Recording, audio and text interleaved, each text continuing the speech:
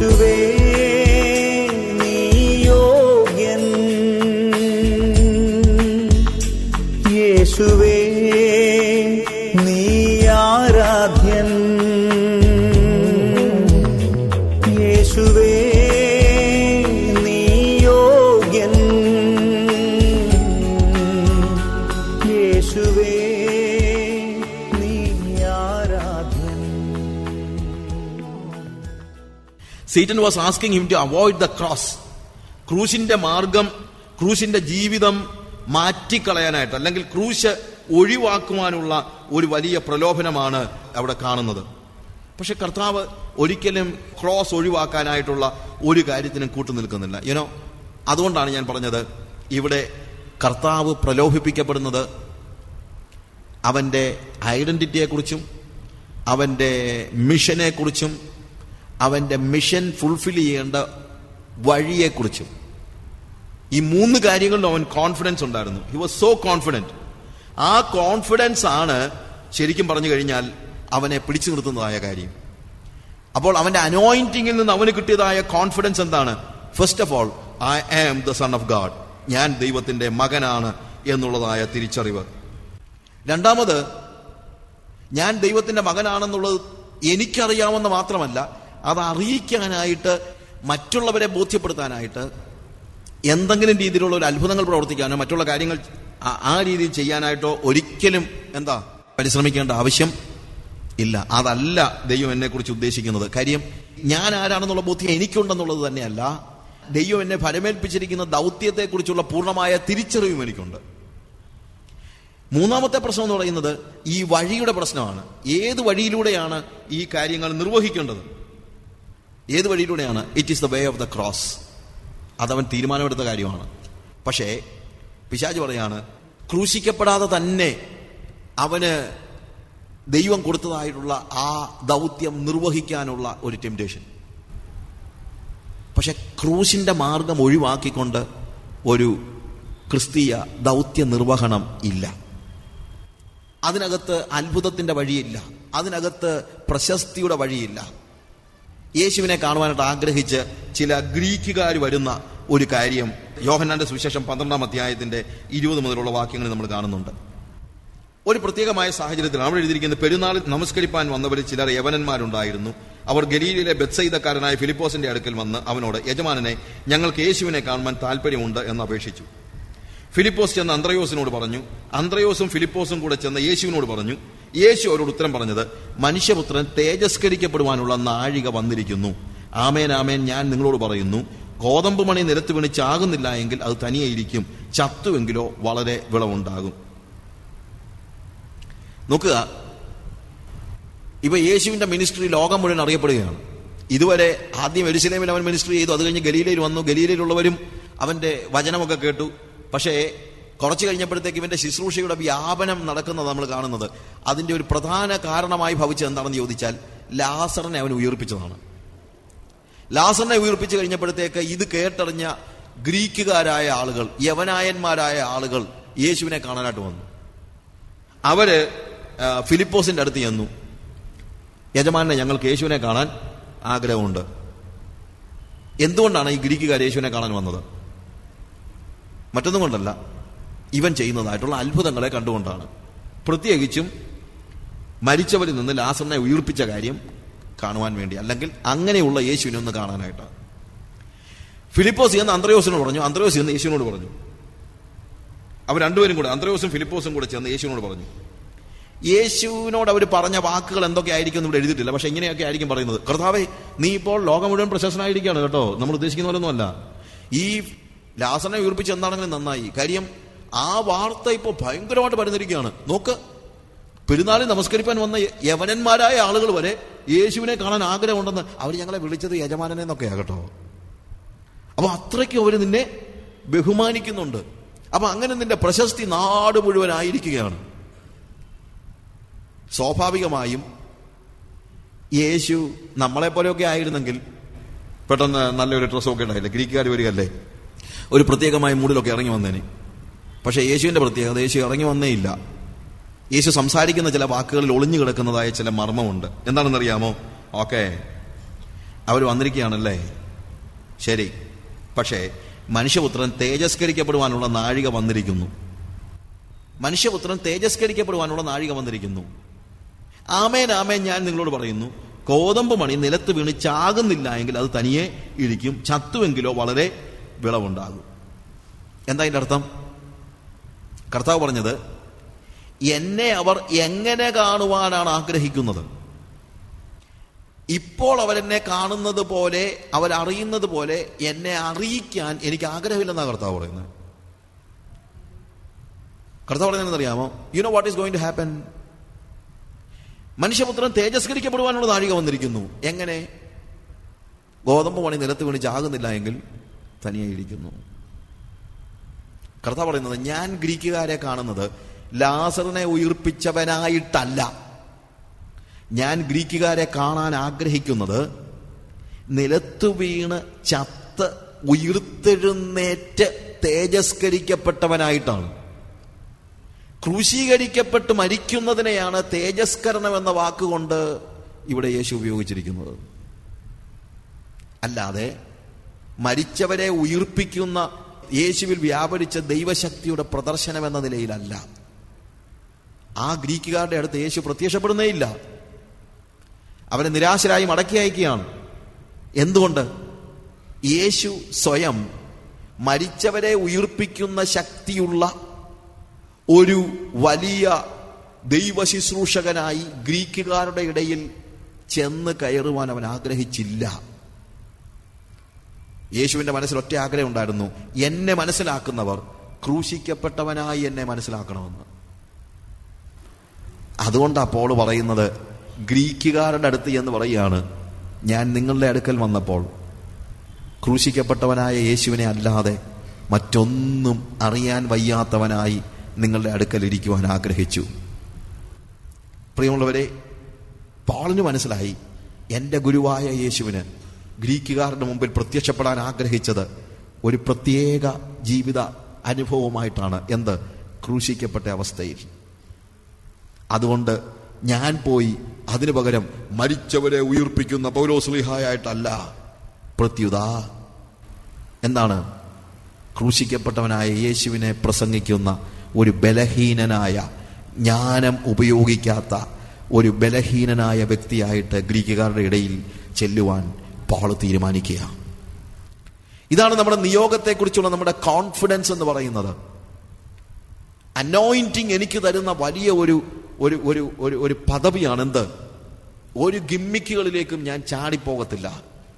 കാരണം എൻ്റെ ഐഡന്റിറ്റി എനിക്ക് നല്ല ബോധ്യമുണ്ട്. I know who I am. 2, ആ ഐഡന്റിറ്റി കൂടാതെ ദൈവം എനിക്ക് തന്നിരിക്കുന്ന മിഷൻ എന്താണ് എന്നുള്ള ബോധ്യം എനിക്കുണ്ട്. 3, ആ ദൗത്യം നിർവഹിക്കുവാൻ കർത്താവ് എനിക്ക് തന്നിരിക്കുന്ന വഴി എന്താണ് എന്ന് ബോധ്യം എനിക്കുണ്ട്. ക്രൂശിനെ ഒഴിവാക്കിക്കൊണ്ട് നമുക്ക് ജനങ്ങളുടെ മധ്യത്തിൽ ഒന്നും പ്രകാശിപ്പിക്കുവാനില്ല. യേശു പറയാണ്, ഞാൻ ഗ്രീക്കുകാരുടെ മുമ്പിൽ പ്രത്യക്ഷപ്പെടുന്നത് ക്രൂശിക്കപ്പെട്ടവനായിട്ടായിരിക്കും, അല്ലാതെ ലാസറിനെ ഉയിർപ്പിച്ചവനായിട്ടല്ല. പ്രിയമുള്ളവരെ, കർത്താവ് നമ്മുടെ ഹീറോയാണ്. അവൻ ജീവിച്ചതുപോലെയാണ് നമ്മൾ ജീവിക്കേണ്ടത്. അവൻ ജീവിച്ചതുപോലെയാണെങ്കിൽ നമുക്ക് നമ്മുടെ ദൗത്യത്തെക്കുറിച്ച് കൃത്യമായ ബോധ്യം ഉണ്ടായിരിക്കണം. അവൻ ജീവിച്ചതുപോലെയാണെങ്കിൽ നമ്മുടെ ഐഡന്റിറ്റിയെക്കുറിച്ചുള്ള കൃത്യമായ ബോധ്യം നമുക്കുണ്ടായിരിക്കണം. അവൻ ജീവിച്ചതുപോലെയാണെങ്കിൽ അവൻ നമ്മെ ഭരമേൽപ്പിച്ച ദൗത്യം അവന്റെ വഴിയിൽ നിർവഹിക്കാനുള്ള തിരിച്ചറിവ് നമുക്കുണ്ടായിരിക്കണം. അവൻ ജീവിച്ചതുപോലെ നമ്മൾ ജീവിക്കുകയാണെങ്കിൽ ക്രൂശിക്കപ്പെട്ടവനായ യേശുവിനെയാണ് ഹീറോ ആയിട്ട് നമ്മൾ കാണേണ്ടത്, അല്ലാതെ ലാസറിനെ ഉയിർപ്പിച്ച യേശുവിനെ അല്ല. ഈ കാലയളവിലെ വലിയ ഒരു പ്രതിസന്ധിയാണ് അത്ഭുതവാനായ യേശുവിനെ പ്രൊജക്റ്റ് ചെയ്യാനും ക്രൂശിക്കപ്പെട്ട യേശുവിനെ പുറകോട്ട് മാറ്റാനുമുള്ള വലിയൊരു ടെൻഡൻസി. അതുകൊണ്ടാണ് ക്രൂശിക്കപ്പെട്ട യേശു ഒരു പരാജയമായിരുന്നു എന്നൊക്കെ പ്രസംഗിക്കാൻ ഒരു മടിയുമില്ലാതെ ആളുകൾ ഉയർന്നു വന്നിരിക്കുന്നത്. ഉയിർപ്പിച്ചവനായ യേശു അല്ല വലുത്, മരിച്ചവനായ യേശുവാണ് വലുതെന്ന് നമ്മൾ തിരിച്ചറിയണം. ക്രൂശിൽ മരിച്ച യേശു ഒരു പരാജയമല്ല. കൊലോസ്യർ 2-ാം അധ്യായത്തിൽ കൃത്യതയോടെ പറഞ്ഞിരിക്കുന്നു, വാഴ്ചകളെയും അധികാരങ്ങളെയും ആയുധ വർഗം വെപ്പിച്ച് അവരുടെ മേൽ അവൻ എന്ത് ചെയ്തു? ക്രൂശിന്മേൽ ജയോത്സവം കൊണ്ടാടി. ക്രൂശിൽ അവരുടെ മേൽ ജയോത്സവം കൊണ്ടാടി. ഉയർത്തെഴുന്നേറ്റപ്പോഴല്ല, ക്രൂശിൽ. നമുക്ക് നമ്മളോട് തന്നെ ചോദിക്കാം, നമ്മൾ പ്രസംഗിക്കുന്ന ആരെയാണ്? ക്രൂശിക്കപ്പെട്ട യേശുവിനെയാണോ അതോ അത്ഭുതവാനായ യേശുവിനെയാണോ? ഈ ചോദ്യം നമ്മുടെ മനസ്സിൽ എല്ലായ്പ്പോഴും നമുക്കുണ്ടായിരിക്കണം. പിശാചിന്റെ എല്ലാ ടെംപ്റ്റേഷൻസും നമ്മൾ മറികടക്കുവാനായിട്ട്, അല്ലെങ്കിൽ എൻ്റെ ബോധ്യങ്ങളിൽ ഉറച്ചു നിൽക്കാനായിട്ട് എനിക്ക് കഴിയണം. അടുത്തതായിട്ട് നമ്മൾ കാണുന്നത്, കർത്താവ് ഈ ടെംപ്റ്റേഷൻ അവസാനിപ്പിക്കുമ്പോൾ പറയുന്നൊരു കാര്യമുണ്ട്. എന്താണ്? നിന്റെ ദൈവമായ കർത്താവിനെ മാത്രമേ ആരാധിക്കാവൂ എന്നും കൂടെ എഴുതിയിരിക്കുന്നുവല്ലോ. നമ്മളുടെ നിയോഗത്തിൽ നമ്മൾ ഓർക്കേണ്ട ഒരു കാര്യമാണ്, നിന്റെ ദൈവമായ കർത്താവിനെ മാത്രം ആരാധിക്കുക. Worship no other God. ഇന്നത്തെ ഒരു വലിയ പ്രശ്നം ദൈവത്തെ ആരാധിക്കണ്ട എന്ന് പറയുന്നതല്ല, ദൈവത്തെ മാത്രം ആരാധിച്ചാൽ പോരാ എന്ന് ജനങ്ങൾ നമ്മളോട് സംസാരിക്കുന്നതാണ്. ആരും പറയത്തില്ല ദൈവത്തെ ആരാധിക്കണ്ടെന്ന്. എല്ലാവരും പറയുന്നത്, ബ്രദറെ ശരിയാ, കർത്താവ് പറഞ്ഞാൽ കർത്താവ് നടത്തും, എന്നാലും എന്ന് പറഞ്ഞു കഴിഞ്ഞാൽ കർത്താവ് വേണം, സമ്മതിച്ചു, പക്ഷെ കർത്താവ് മാത്രം പോരാല്ലോ. പൈസ വേണ്ടേ? കർത്താവ് മാത്രം പോരാല്ലോ. നിങ്ങളുടെ ക്രെഡൻഷ്യൽസ് എല്ലാം കിട്ടണ്ടേ? കർത്താവ് മാത്രം പോരല്ലോ. സർട്ടിഫിക്കറ്റ് ഇല്ലാതെ പറ്റുമോ? കർത്താവ് മാത്രം പോരാല്ലോ, പൊസിഷനൂടെ വേണമല്ലോ. പക്ഷേ യേശു കർത്താവ് ടെംപ്റ്റേഷൻസ് അവസാനിപ്പിക്കുന്ന എന്ത് പറഞ്ഞാണെന്നറിയാമോ? നിന്റെ ദൈവമായ കർത്താവിനെ മാത്രമേ നമസ്കരിക്കാവൂ എന്നും കൂടെ എഴുതിയിരിക്കുന്നുവല്ലോ. ഈ നാടുകളിൽ വളരെ അത്യന്താപേക്ഷിതമായിരിക്കുന്ന കാര്യം അതാണ്. If you want to live like Jesus, decide that I will worship no other God. വേറെ ദൈവത്തെ ഞാൻ ആരാധിക്കത്തില്ല. എന്താ വേറെ ദൈവം? നിങ്ങളുടെ അടുത്ത അമ്പലത്തിലെ ആളോ പള്ളിയിലെ ആളോ ഒന്നും അല്ല. നമ്മൾ പലപ്പോഴും ആരാധിക്കുന്നത് യേശുവിനോട് കൂടെ വെച്ച് പൂജ നടത്തുന്ന നമ്മുടെ പണവും നമ്മുടെ പ്രതാപവും നമ്മുടെ പദവികളുമാണ്. അതും കൂടെ ഉണ്ടെങ്കിലേ നടക്കത്തുള്ളൂ എന്ന് നിങ്ങൾ സംസാരിക്കുന്നെങ്കിൽ, നിങ്ങളുടെ ഭവനത്തിലെ സംഭാഷണത്തിൽ അതാണ് നിങ്ങൾ നിങ്ങളുടെ കുഞ്ഞുങ്ങൾക്ക് കൈമാറ്റം ചെയ്യുന്നതെങ്കിൽ, നിങ്ങൾ പറയുന്നത് ഇക്കാലത്ത് ബ്രദറെ പണ്ടത്തെ പോലൊന്നും അല്ല, പൈസ ഇല്ലാത്തതിനെ ആർക്കും വേണ്ട, അറിയത്തില്ലയോ എന്ന് പറഞ്ഞാൽ, ജീവിതത്തിൽ വിജയിക്കണമെങ്കിൽ ഇങ്ങനെയൊക്കെ ചെയ്താലേ പറ്റൂ എന്ന് പറഞ്ഞാൽ, നിങ്ങൾ കള്ളത്തരങ്ങളെയും പണത്തെയും പദവികളെയും ജഡിക മോഹങ്ങളെയും ഒക്കെ നിങ്ങൾ ആരാധിക്കുകയാണ്. പക്ഷേ യേശു കർത്താവ് പറയുന്നു, it is written that you shall worship your God and him alone. അവനെ മാത്രമേ ആരാധിക്കാവൂ എന്നും കൂടെ എഴുതിയിരിക്കുന്നുവല്ലോ. അതൊരു ഭയങ്കര ഡിസിഷനാണ്, ഒരു വലിയൊരു തീരുമാനമാണ്. I will worship no other God. വേറെ ആരെയും ഞാൻ ആരാധിക്കത്തില്ല. അവിടെ എഴുതിയിരിക്കുന്നതെന്നറിയാമോ? അത് കേട്ട് കഴിഞ്ഞപ്പോൾ പിശാച് അവനെ വിട്ടുപോയി. When he decided, അവനത് തീരുമാനമെടുക്കുകയാണ്. നമ്മൾ മത്തായിയുടെ സുവിശേഷത്തിൽ ആ ഭാഗം വായിക്കുമ്പോഴത്തേക്ക് നമ്മൾ കാണുന്ന ഒരു പ്രധാനപ്പെട്ട ഒരു കാര്യമാണ്. യേശു അവനോട്, സാത്താനെ എന്നെ വിട്ടുപോ, നിന്റെ ദൈവമായ കർത്താവിനെ നമസ്കരിച്ച് അവനെ മാത്രമേ ആരാധിക്കാവൂ എന്ന് എഴുതിയിരിക്കുന്നുവല്ലോ എന്ന് പറഞ്ഞു. അപ്പോൾ പിശാച് അവനെ വിട്ടുപോയി.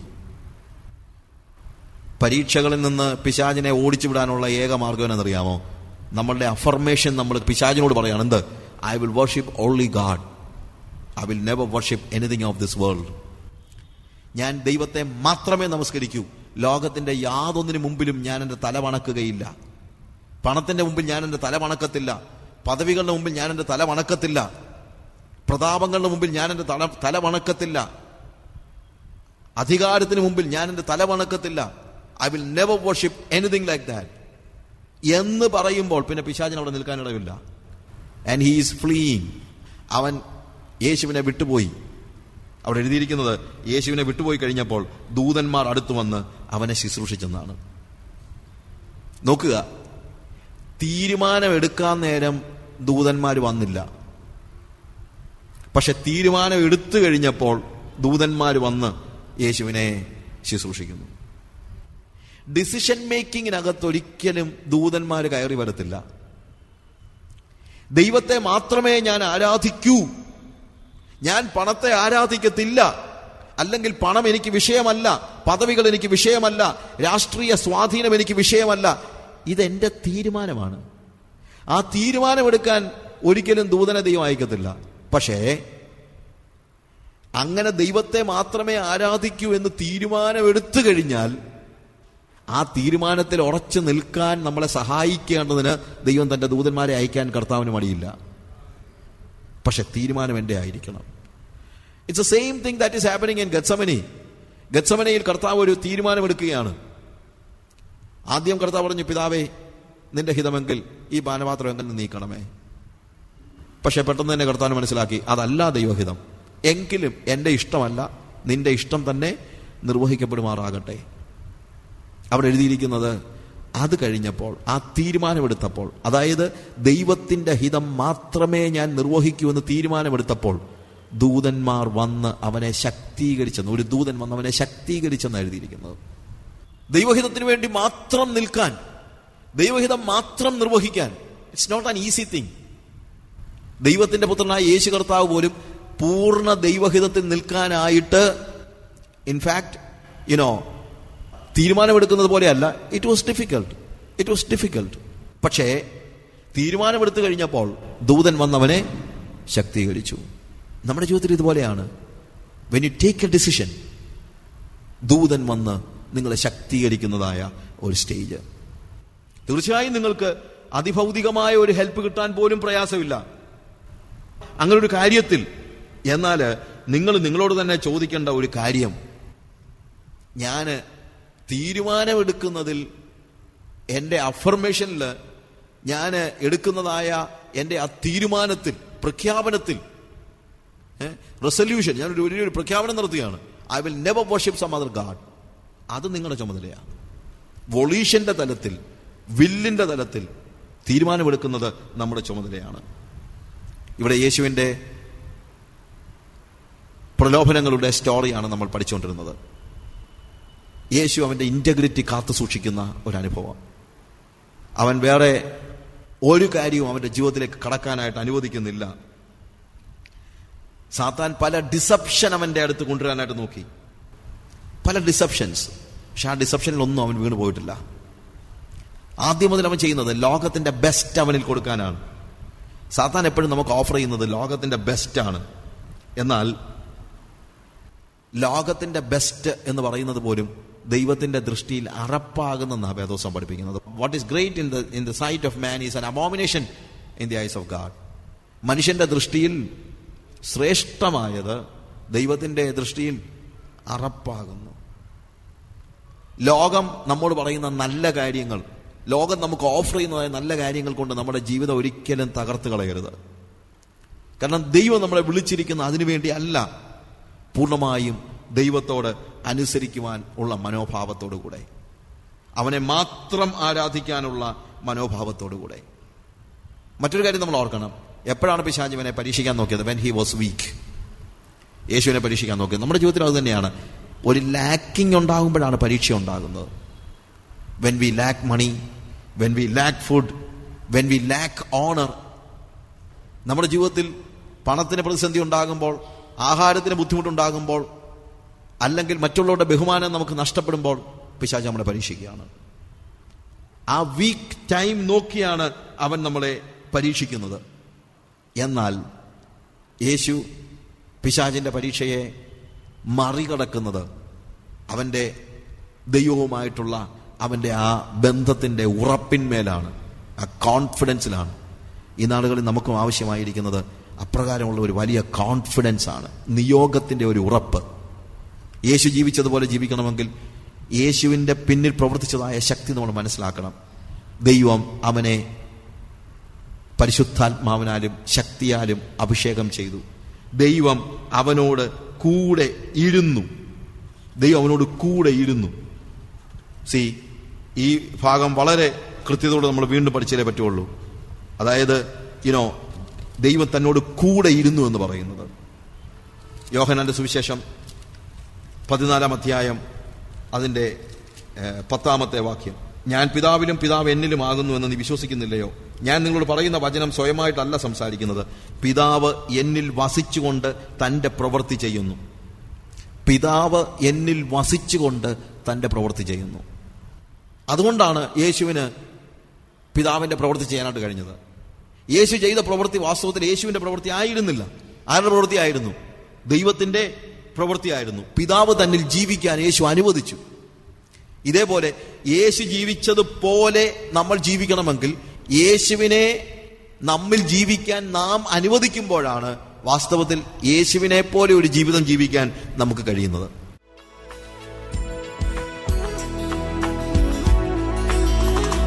യേശുവേ നീ യോഗ്യൻ, യേശുവേ നീ ആരാധ്യൻ, യേശുവേ നീ യോഗ്യൻ, യേശുവേ നീ ആരാധ്യൻ. നിത്യരാജാവാം ശ്രീയേശുവേ സർവമഹത്വത്തിനും യോഗ്യൻ നീ. നിത്യജീവനാം ശ്രീയേശുവേ സർവസ്തുതികൾക്കും യോഗ്യൻ നീ. നിത്യരാജാവാം ശ്രീയേശുവേ സർവമഹത്വത്തിനും യോഗ്യൻ നീ. നിത്യജീവനാം ശ്രീയേശുവേ സർവസ്തുതികൾക്കും യോഗ്യൻ നീ. യേശുവേ നീ യോഗ്യൻ, യേശുവേ നീ ആരാധ്യൻ, യേശുവേ നീ യോഗ്യൻ, യേശുവേ നീ ആരാധ്യൻ.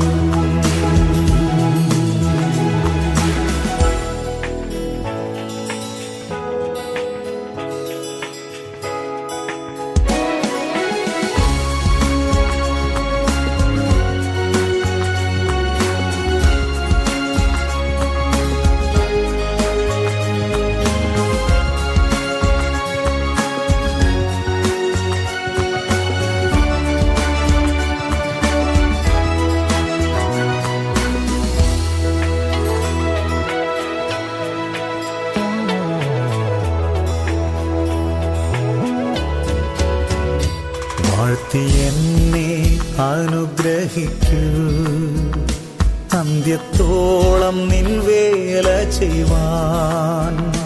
വാഴ്ത്തിപ്പാടും ഞാൻ യഹോവയേ എന്നായുസിൻ നാളുകളെല്ലാം. വാഴ്ത്തി എന്നെ അനുഗ്രഹിക്കൂ, അന്ത്യത്തോളം നിൻ വേല ചെയ്യുവാൻ. വാഴ്ത്തിപ്പാടും ഞാൻ യഹോവയേ എന്നായുസിൻ നാളുകളെല്ലാം. യേശുവേ നീ യോഗ്യൻ, യേശുവേ നീ ആരാധ്യൻ, യേശുവേ നീ യോഗ്യൻ, യേശുവേ നീ ആരാധ്യൻ.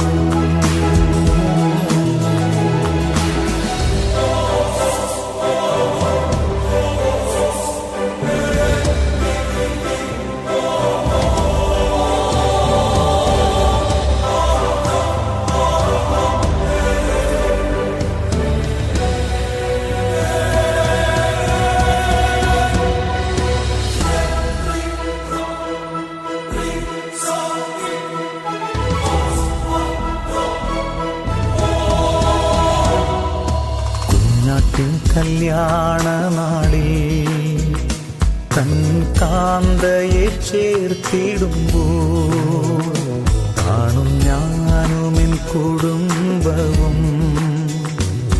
വാനമേഘത്തിൽ വിശുദ്ധരുത്ത് കുഞ്ഞാട്ടിൻ കല്യാണ നാളിൽ തൻ കാന്തയെ ചേർത്തിടുമ്പോൾ കാണും ഞാനുമെൻ കുടുംബവും വാനമേഘത്തിൽ വിശുദ്ധരുത്ത്. യേശുവേ നീ യോഗ്യൻ, യേശുവേ നീ ആരാധ്യൻ, യേശുവേ